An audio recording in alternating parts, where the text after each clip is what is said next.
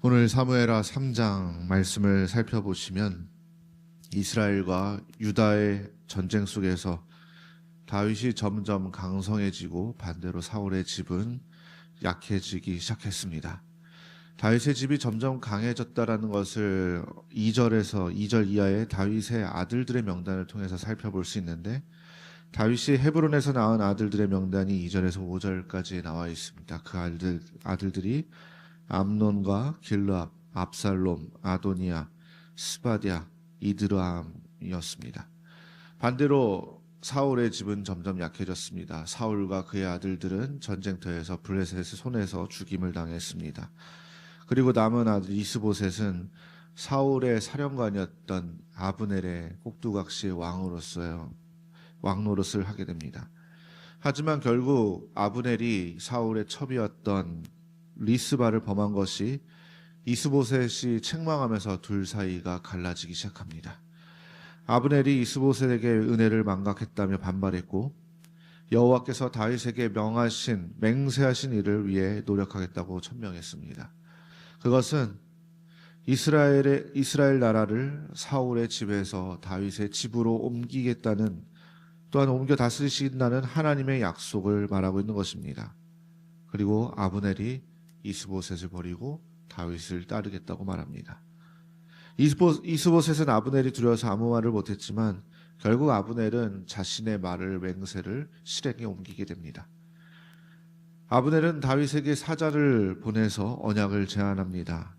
다윗은 그 언약의 제안에서 강제로 발디엘에게 보내진 사울의 딸이자 자신의 처였던 미가를 데려오는 조건으로 그 언약을 수용합니다. 다윗은 이 일을 이스보셋에게 요구했고, 이에 이스보셋이 군대를 보내 미가를 데려옵니다. 또한 아브넬은 북부 이스라엘 장로들과 베냐민 지파를 설득해서 북부 지역에 다윗에 대한 여론을 좋게 만들겠다고 말합니다. 그리고 아브넬은 다윗과 언약을 체결합니다.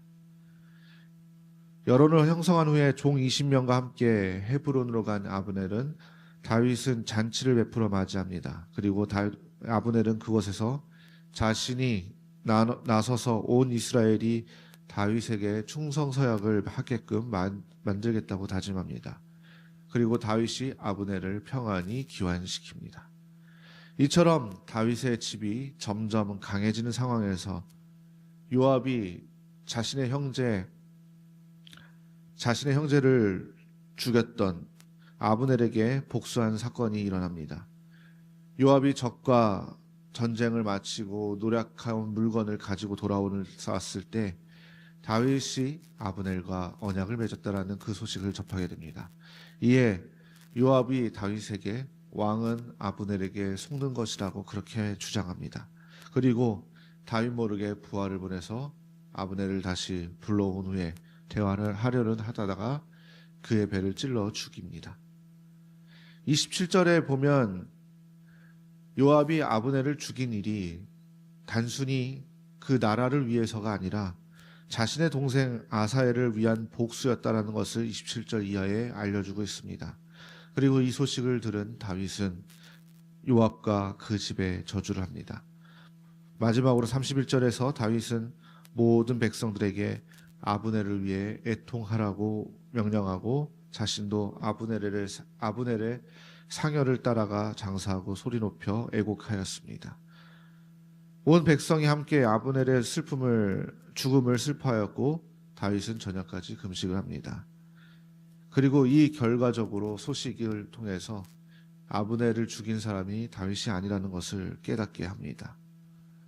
오늘 본문이 알려주는 말씀, 그것이 우리에게 적용되는 것은 바로 하나님께서 다윗을 왕으로 세우시기로 작정하셨고 계획하셨고 그 계획을 실행해 나가시는 것을 보여주고 있습니다. 그 결과가 바로 오늘 말씀을 통해서 다윗의 집안이 점점 강해져 가고 있었다는 겁니다. 다윗의 자손들은 점점 번성하고, 또한 반대로 사울의 집안은 점점 쇠약해져 갑니다. 망하게 되었습니다. 또한 아브넬과의 언약을 맺음으로 다윗의 집은 점점 굳건해졌으며, 요압의 아브넬 살인 사건을 정리하면서 다윗의 권력은 점점 기반을 다져가게 됩니다. 이처럼 하나님께서는 택하신 자들을 세우시고 높여주신다는 것입니다. 그런데 하나님께서 세우신 자가 다윗 한 사람에 국한되어 있는 것이 아니라는 것을 우리는 기억해야 됩니다. 하나님께서 세우신 자, 그 명단에는 바로 우리도 있다는 것을 기억해야 됩니다. 우리는 친히 하나님께서 부르셨고 자녀 삼으셨고 이 땅 가운데 하나님의 백성으로 세움받은 자들이라는 것을 우리가 기억해야 된다는 것입니다. 그렇다고 볼 때에 오늘 하나님께서 보여주신 하나님의 사람을 세워가시는 그 하나님의 계획과 그 실행의 과정이 우리의 삶에도 있다는 사실을 우리는 기억하고, 또한 무엇보다 그 일을 이루어 가시는 하나님을 바라보고 살아가야 된다는 것을 오늘 말씀을 통해서 기억하시기를 바랍니다. 특별히 하나님께서 우리를 이끌어 주신다는 그 사실을 우리는 믿고 인내하며 순종해야 할 것입니다. 그때 하나님께서는 우리의 앞길과 우리의 모든 삶을 주장해 나가실 것입니다.